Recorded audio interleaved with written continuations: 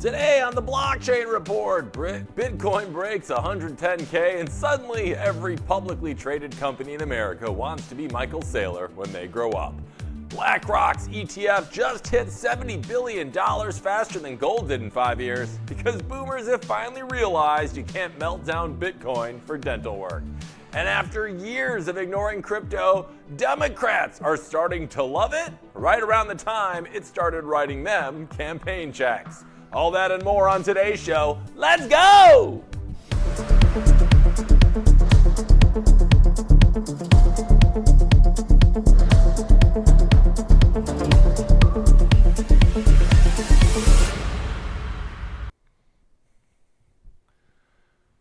Good morning, my blockchain bandits and crypto connoisseurs, and welcome to your Tuesday dose of unhinged finance, high leverage hopium, and regulatory whiplash right here on the Blockchain Report. I'm your host, Hank Hudson, coming to you live from San Francisco, where tech bros outnumber pigeons, AI startups legally required to have rooftop kombucha stations, and someone offered me an NFT of a parking ticket. Thoughtful. It's Tuesday, which means your inbox is full, your stablecoin probably isn't, and if you're watching this, there's a 73% chance you've tried to expense a ledger on your taxes. Respect. Now do the algorithm and yourself a solid and punch that like button like it just kicked your puppy, and make sure you're following RoxomTV and tagging along with me at Hank at RoxomTV across TikTok, YouTube, Instagram, and X, where we cover every chaotic pump, rug pull, pivot, and Ponzi scheme like it's the season finale of your portfolio. But before we get into today's madness and check out the numbers, it looks like we have some breaking news from X, so let's check it out. Let's go.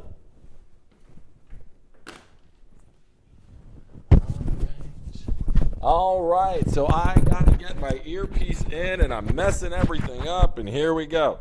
So our breaking news from X this morning. We have a tweet from Vivek, and he's tweeting about something Ray Dalio said. And what does it say here? It says, billionaire Ray Dalio just said that Bitcoin is now emerging as hard currency.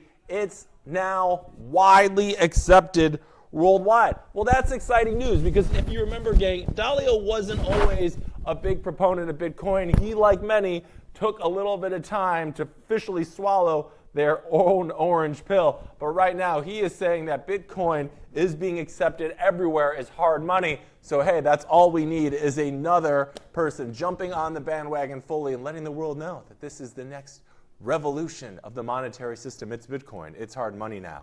Let's move to our market rundown. Let's hit the stinger, guys. They're working on it. It's a live show. You know, we're here early. It's Tuesday. I've been up since 4, which is just way too early for anyone. Do you want to just hit the stinger? Oh, there we go. We got it. Beautiful. Wish I could hear the music for that. I just always jam out to it. All right, so it's Tuesday morning. Let's see how the markets are looking right now. Currently, Bitcoin is sitting at just beneath 109K. Yesterday, we tipped over 110K. That was exciting. Right now, we're hovering right around that 108, 109 mark. Things are looking pretty good. We're down a little bit in the last 24 hours, I believe, about $1,400, but that's pretty negligible. As long as we're in those high, low 100s right now, we're feeling pretty good. Ethereum making a little bit of noise, up nearly 2.5% in the last 24 hours, currently sitting above 2,700. We've seen this before in recent weeks, and it caromed back down to that 2,500 mark. Looks like maybe we're on a bit of an upswing. We'll keep you posted on that. XRP sitting at just around 228 a coin. Cardano's down about 1.5% this morning. And Dogecoin doing a whole lot of nothing, sitting at about 19 cents a pop. Elon, where are you? Dogecoin needs you now more than it needs you ever. Next up in TradFi, we have the Dow Jones. Right now, up about 50 points today, not a lot of action going on there. The Nasdaq Composite sitting at right around 19,600, not a lot of big movement. S&P, more of the same, just above 6,000 today, not a lot of big moves currently this morning. Right now, MicroStrategy's down about 1% this morning. It had a nice day yesterday. Things were looking rosy, and they still are, but today they're coming back down a little bit, probably some profit taking happening there. Tesla having a nice morning, up 3.5%.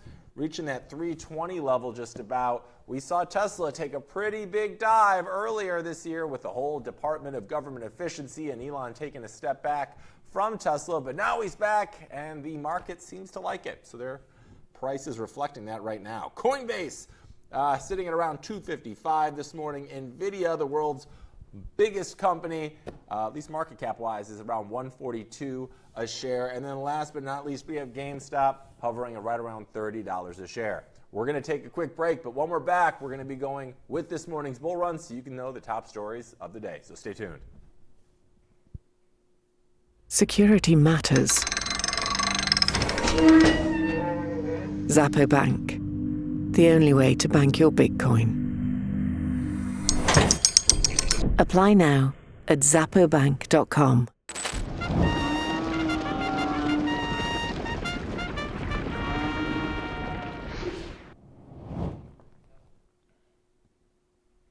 Welcome back to this morning's bull run. This is the part of the show where we go over the top stories of the day so you know why the price of Bitcoin is what it is, and hopefully you can figure out where it's going next, because that's what we all want to know, right? First up, Bitcoin just climbed to over 110K on Monday, and apparently U.S. stocks took that as a cue to party like it's Q1 of 2021, baby.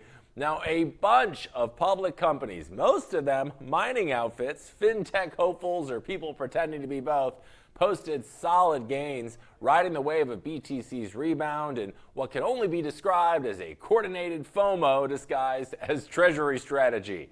Let's start with the standouts, shall we? First, we got Circle, the newly minted Circle on the Nasdaq, jumped 7% and then added another 2.2% in the after hours, because stable coins and price spikes are totally compatible. Core Scientific gained almost 4.5%, then tacked on another percent after the bell. CleanSpark and Mara Holdings were both up over 3% because Bitcoin miners have finally figured out that number go up equals stock go up. Riot Platforms rose nearly 3% itself with a 1% late night bonus tacked on. And of course, the king of the Bitcoin balance sheet, MicroStrategy, jumped almost 5%, then snuck in a cheeky 1% for good measure in the after hours, landing at around $3.96 a share, because when you own half of the circulating supply of Bitcoin, your earnings call is basically a price ticker. Meanwhile, Robinhood missed out on being added to the S&P 500 and immediately had a mini meltdown. Shares dropped 2%, recovering slightly in after hours to just under 0.8%. Wall Street was betting that Robinhood would join the index. The S&P, Dow Jones both said, LOL. No, sorry, fam.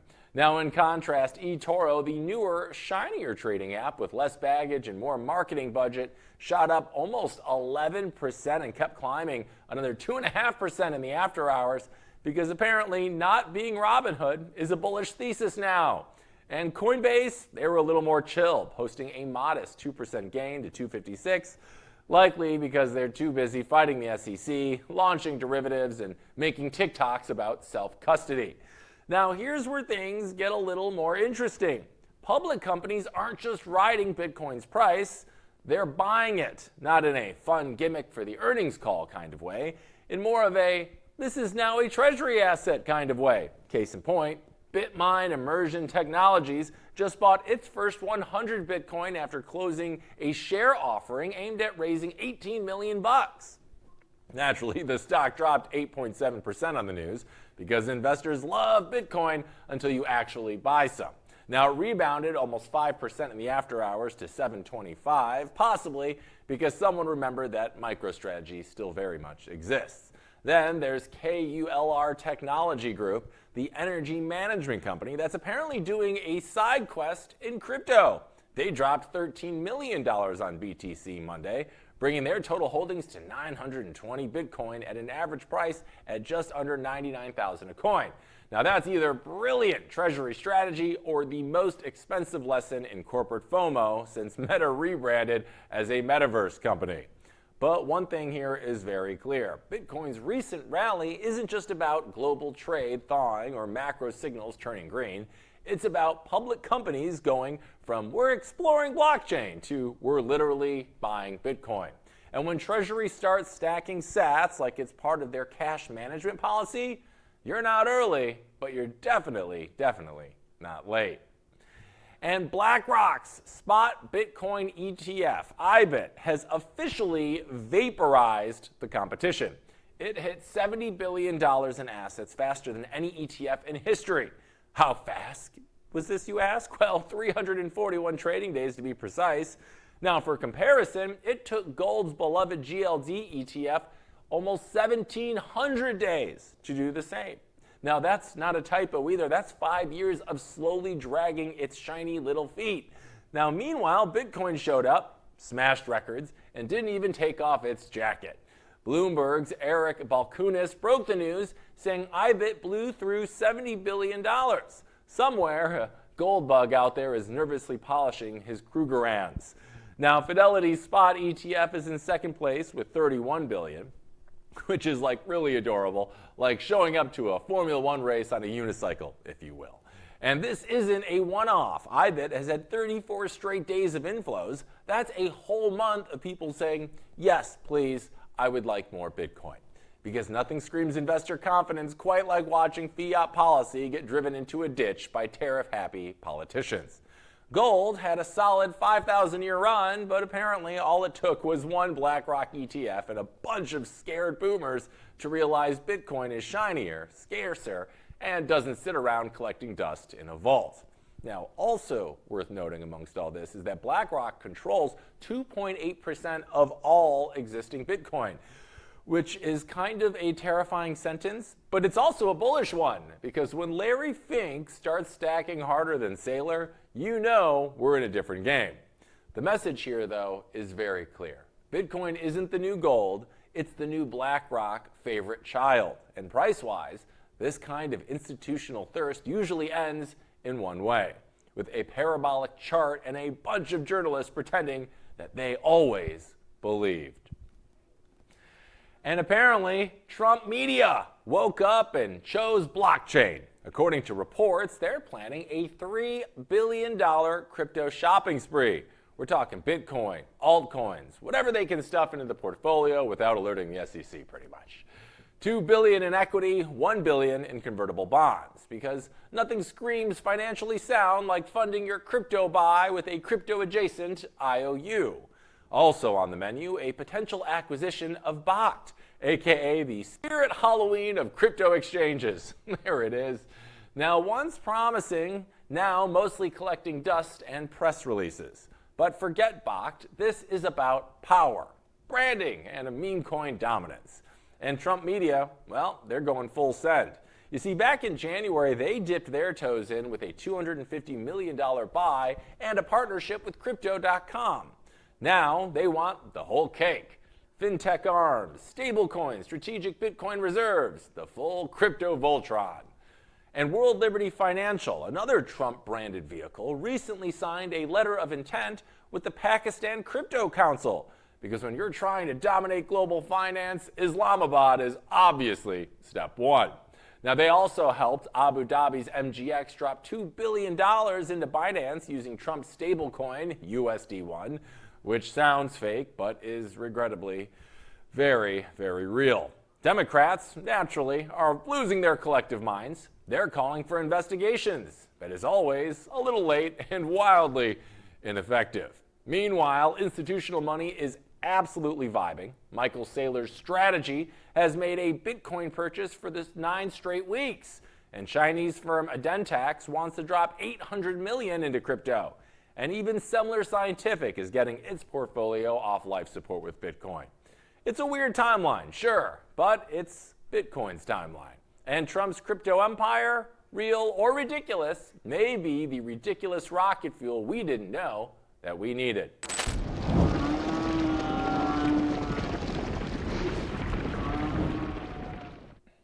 And we're back with more bull run. So the Democrats are finally warming up to crypto, kind of like an ex who suddenly remembers your number after you win the lottery. I mean, sure, they're still yelling about Trump's crypto corruption while he hosts Bitcoin dinners at Mar-a-Lago.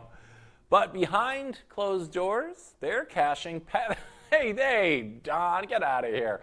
Now, behind closed doors, though, the Democrats, they're cashing PAC checks and Googling how to pronounce DeFi.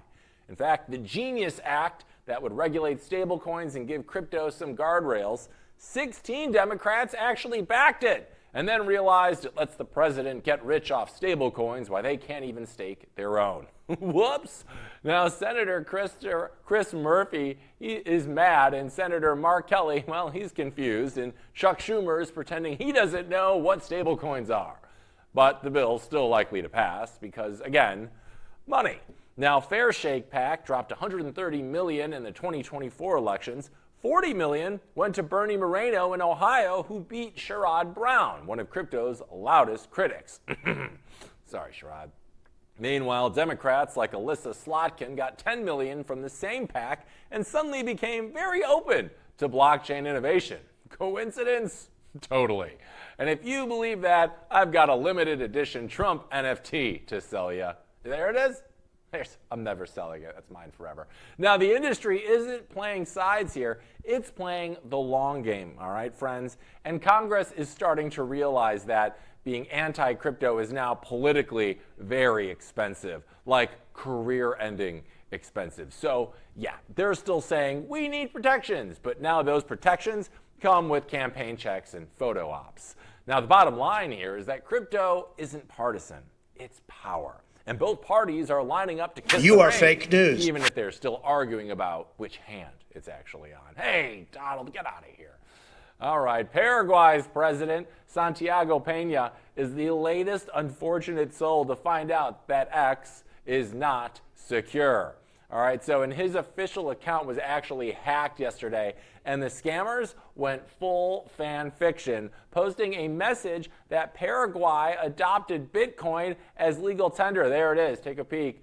And it launched a $5 million BTC reserve and created crypto-enabled bonds for citizens.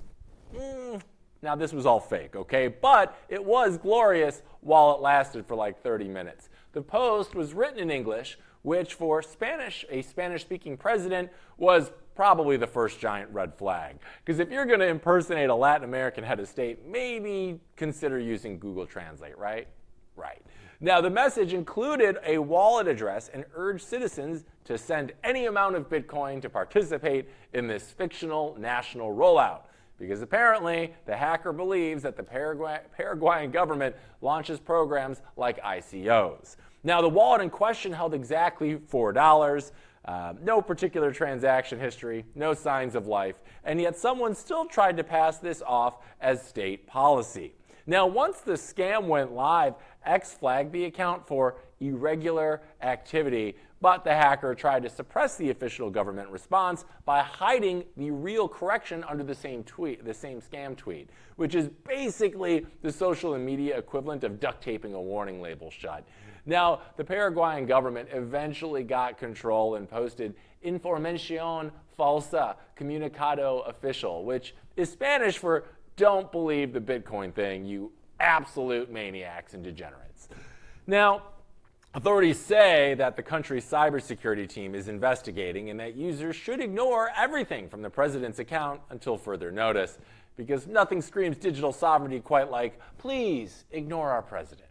This incident is part of a disturbing trend, however, in the last few months. As Ethereum Layer 2 project ZK Sync got hacked, the New York Post was hijacked to run fake crypto podcast scams, Canadian regulators flagged phony political endorsements linked to pump and dumps, and North Korea's Lazarus Group has been catfishing VCs on Zoom to steal seed phrases. Welcome to Crypto in 2025, friends, where your president, your journalist, and your grandma's baking blog are all one bad password away from shilling airdrops. As for Paraguay, they've shown no intention of following El Salvador into legal tender territory. In fact, their crypto scene is currently an absolute mess. I mean, we're talking over 10,000 illegal mining rigs were seized just in 2024 alone. Energy rates are under regulatory review, and industrial miners are threatening to leave the country if power prices go up. So, no, they're not going Bitcoin. They're barely going stable. But hey, if you believe the tweet, sent your Bitcoin and now feel scammed, you're not alone. You're just early to learning about operational security. Look it up, it's important.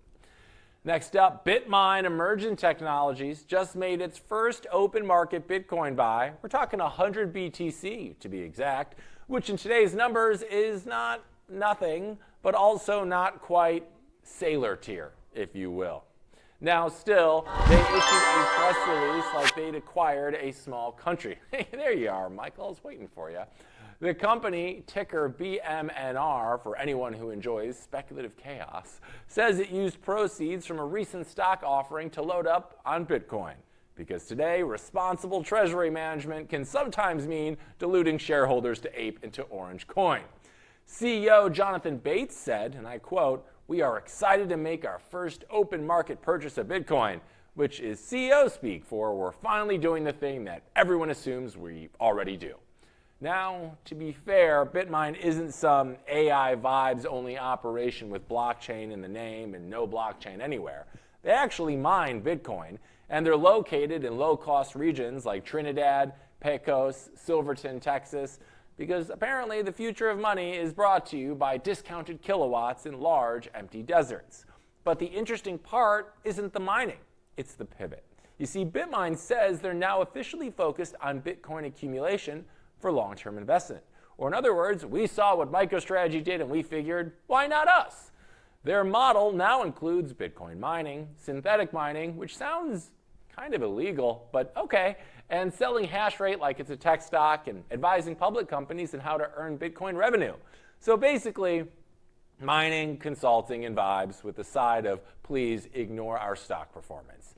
But here's the deal. This move, it matters, okay? Because every time a company adds Bitcoin to its balance sheet, whether it's 100 BTC or 100,000, it tightens the float. Less supply equals more scarcity, and more scarcity equals higher price. This is such basic math, gang.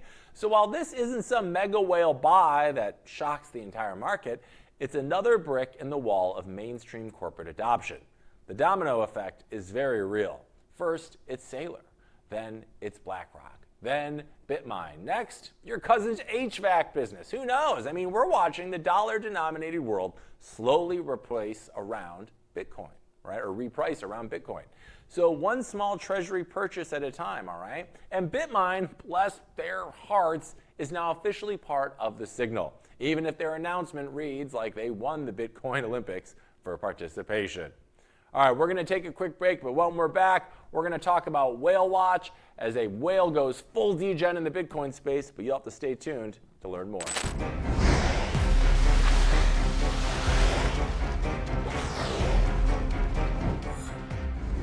All right, welcome back. It's time for Whale Watch. This is the part of the show where we tell you what all the big whales are doing so the minnows like myself can keep up. Right now, Bitcoin is now sitting at that 109K, 108K mark, and apparently someone decided that that wasn't enough adrenaline as a brand new whale wallet named 0x1F25 popped into existence and got instantly wired 10 million in USDC and then casually went 20x long on Bitcoin. Now at the time, the entry price was $106,500. The liquidation level, $88,000. Or in other words, if Bitcoin sneezes, this whale gets margin called into the shadow realm. Now, right now, the wallet's up about 11 grand in paper gains, which is cute considering the $54.5 million at risk. That's like betting your house to win a Chipotle burrito. But here's where it gets a little interesting. People think the wallet belongs to none other than James Wynn, aka the Michael Jordan of getting liquidated. This guy has lost a total of $124 million in the last 2 weeks on previous high leverage Bitcoin longs. And instead of taking a break, journaling, or maybe touching some grass, he allegedly came back with another massive all-in bet. Gotta respect the hustle, James. Or, maybe needs to call a therapist. Either or. But Wynn, or whoever's behind this wallet, might actually be riding a decent wave this time. Now, Bitcoin's rise to 108, 109K is getting help from some rare bullish macro vibes. U.S.-China trade talks kicked off in London today, with both sides pretending that they were going to play nice. Now, the U.S. may loosen tech export restrictions. China might return the favor with access to rare earth minerals. A little detente, a little diplomacy, and surprise, risk assets are absolutely loving it. Stocks are up, Bitcoin's up, and the market just added $190 billion in value like it was ordering room service. Even JP Morgan and Citigroup, two institutions known mostly for being wet blankets, raised their year-end targets for the S&P 500. Goldman, well, they chimed in too, saying markets are finally pricing in optimistic growth. And that's Wall Street speak for the vibes are good right now. And where the vibes go, Bitcoin is sure to follow. Analysts now think that BTC could break its all-time high of 110, 111K in the next 1 to 2 weeks. And chartists are even comparing Bitcoin to gold and the S&P 500, both of which recently broke resistance and moonwalked even higher. One guy, actual name, not a parody, we're talking Ted Pillows, says Bitcoin looks set to follow the same pattern, which is good news for the whale, because if BTC hits 150K by year's end and that 20x long holds, he's looking at a $22.5 million payday, which would more than make up for the $124 million he's already donated to the market. So yeah, whales are degens, macros are looking sunny, and Bitcoin's testing resistance like it's bored at 108K.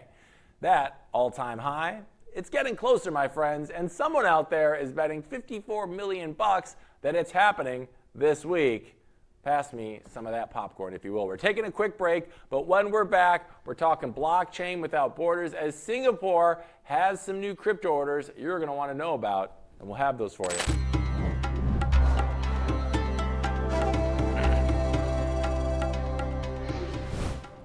All right, welcome back. It's time for a little blockchain without borders. This is the part of the show where we tell you what's happening in other parts of the world, because things happen there too, and they're important. You should know about it.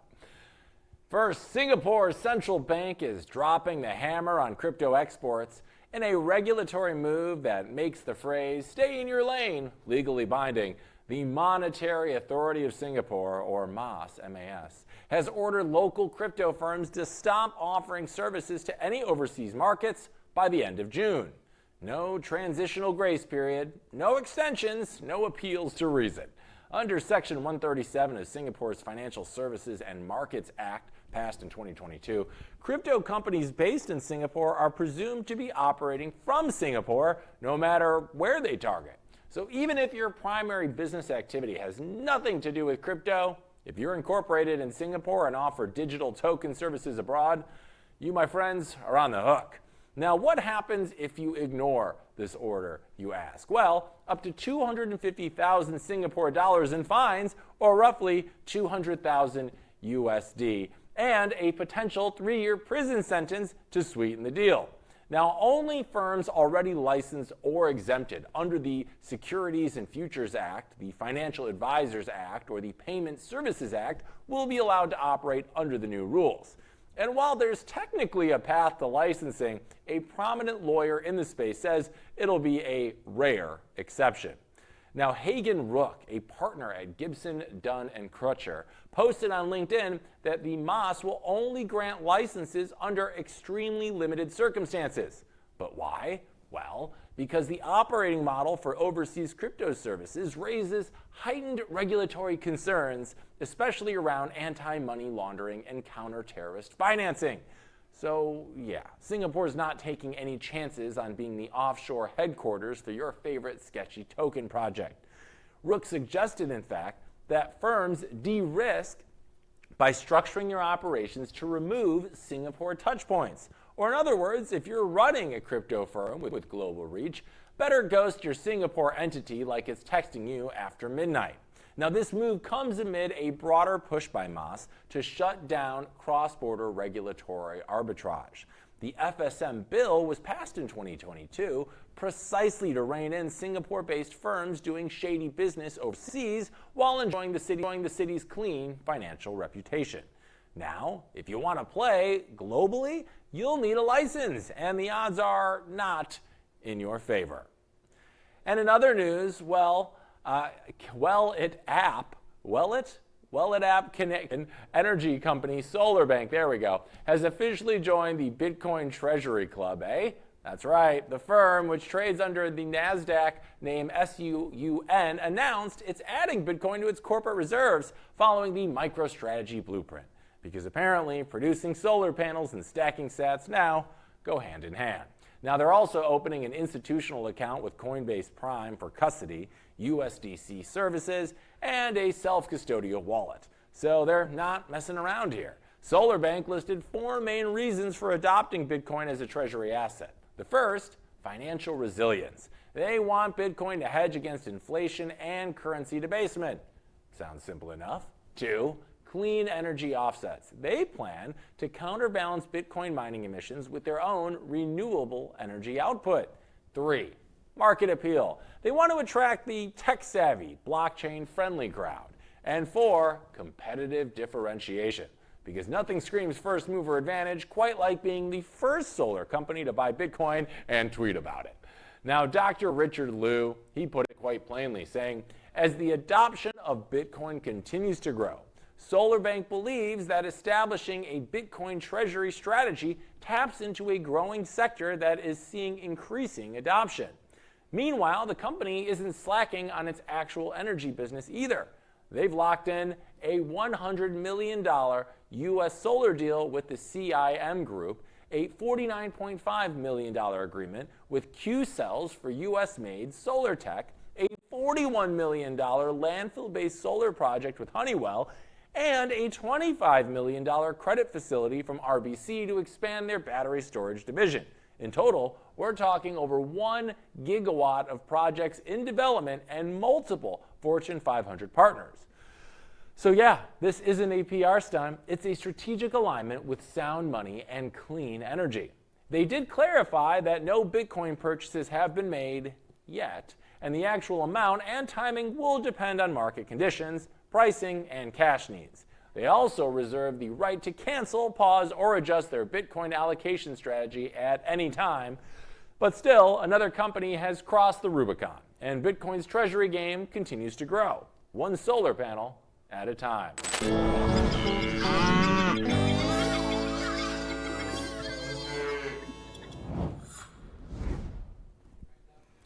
All right, welcome back to AIAIO. This is where we find out what our robot overlords are up to. And this one kind of skews from the social media front as well, as Meta is reportedly looking to drop billions of dollars into Scale AI, because there's no better way to signal we're all in on the future like throwing ungodly amounts of money at the thing you're still trying to understand.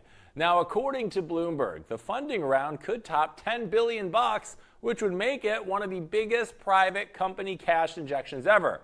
Because sure, your rent's going up, but Scale AI needs another indoor waterfall and maybe a moon base. Now, Scale AI, if you are wondering, is the company behind the scenes labeling data for OpenAI, Microsoft, and Meta's own llama models. Yeah, it's literally the firm that tags cat pictures so that Skynet can learn how to sell you luxury pet food. Now, Meta already invested in Scale AI during its $1 billion Series F round, but now they want the whole enchilada, baby, or at least a second helping with extra compute sauce. The company made $870 million in sales last year and expects to hit $2 billion in 2025. So apparently, labeling the internet does pay. Now, let's talk Zuckerberg, shall we? He's already spending $68 billion this year in CapEx, mostly to build out AI infrastructure powered by NVIDIA hardware, aka the world's most expensive toaster oven for your data. Meta's llama models are open source, which means developers use them for free, but make no mistake, Zuck isn't doing this out of the kindness of his heart. In fact, he expects payback through better ads, higher engagement, and turning your Instagram feed into a slightly more curated dopamine trap. Oh, and his ChatGPT knockoff, Meta.ai, it now has 1 billion monthly active users, because nothing attracts traffic like slapping .ai onto your product and whispering chatbot into a shareholder meeting. Meta also wants to use generative AI to automate your entire ad strategy by next year. Or in other words, they're building a robot that will sell your product better than your CMO and for half of the emotional baggage. Now, when that news broke, Meta's stock, it popped. Ad agency stocks, not so much. In fact, they kind of tanked. But because apparently Mad Men, you now have to compete with sad men made of code. Now, Meta stock closed slightly lower Monday at around $694, but still hovers in the buy zone after a breakout. It's up 8% this month, 18% last month, and it has recovered from a tariff-induced nap earlier this year. Year to date, it's up 19%, best among the so-called Magnificent Seven, which is hilarious because for 3 years, people said Meta was totally finished. Now, it's casually building the foundation of AI advertising and teaching LLMs how to sell you workout leggings before you even think about going to the gym. So, yeah, I mean, Meta might be a little creepy, a little corporate, and one new headset away from becoming a full-on cult, but they're playing the long game here, and if Scale AI gets that $10 billion bump, get ready to be tracked, tagged, targeted, and monetized faster, smarter, and with perfect grammar this time. All right, so that brings us to the end of today's show. We're going through a little bullish, bearish, or BS, so cue that stinger. Let's do it.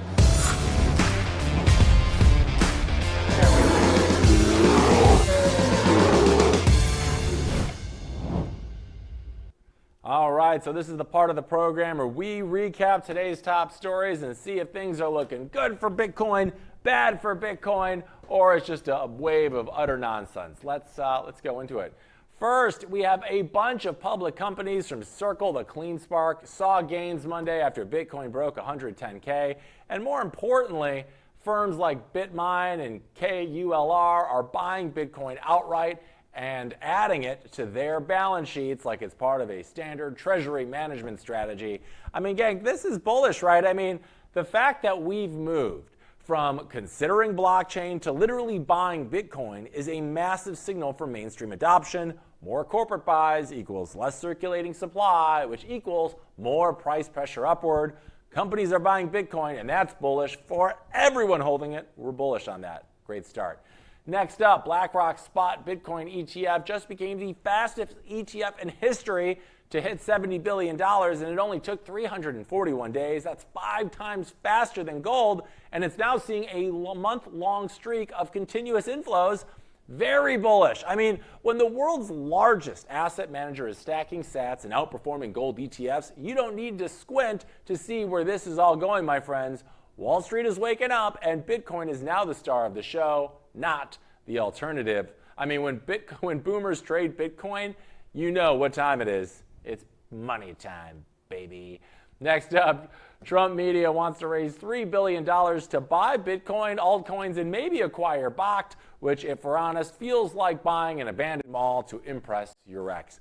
But I'm bullish on it. I mean, it sounds chaotic. You are this fake kind news. Of political and media-driven exposure creates market momentum, and narrative fuel. Even if half of it's vapor, the buying pressure and the cultural impact can help push Bitcoin higher. Is it messy? Yeah, a little bit. But $3 billion into Bitcoin is still $3 billion into Bitcoin, baby. I am bullish. Wow, hot start. 3 bullish to start. Can we go for the clean sweep today? We'll see. Next up, despite loudly condemning Trump's crypto adventures, Democrats are now warming up to digital assets thanks to a $130 million campaign finance love letter from Fairshake PAC.